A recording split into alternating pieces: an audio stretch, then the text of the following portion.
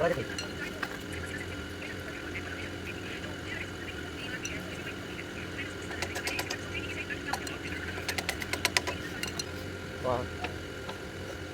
है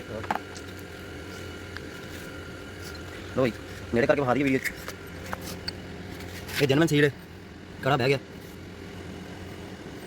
ओके हो गया ये तो सील ठोकांगे अच्छी तरह ग्रीस ला के कड़े वाली सील काशी मकैनिक ही पा रहा अल्लाह की मेहरबानी जनमन सील कड़े वाली आती है तो कड़े वाली पा रहा नहीं तो लोग स्प्रिंग वाली सील पाते हैं एक वाली पै गई अल्लाह की मेहरबानी 5 साल नहीं जानी। वीडियो अच्छी लगे दोस्तों वीडियो लाइक करना है चैनल भी सबसक्राइब करना है इस चैनल से ਤੁਹਾਨੂੰ complete engine the detail video part by part मिलेगी इस वास्ते ਤੁਸੀਂ चैनल ਨੂੰ सबसक्राइब करके ਤੇ वीडियो ਨੂੰ लाइक ठोक के तोड़ के फोड़ के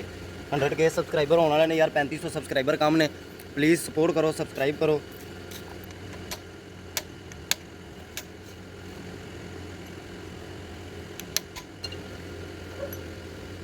ਉੱਥੋਂ ਲੀਕ ਨਾ ਹੋਵੇ ਬਾਕੀ ਉਹ ਲੀਕ ਨਹੀਂ ਕਰਦੀ ਬਾਡੀ ਤੋਂ ਨਹੀਂ ਲੀਕ ਹੁੰਦੀ ਹੋ ਯਾਰ ਉਹ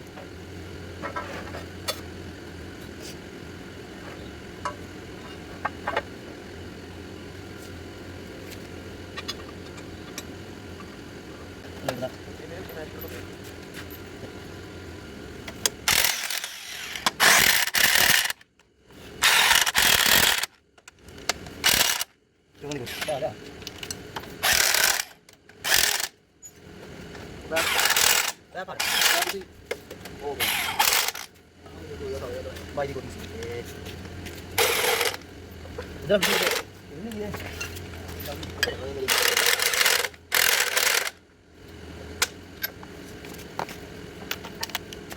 यार जाके उसका जवाब ना हां हां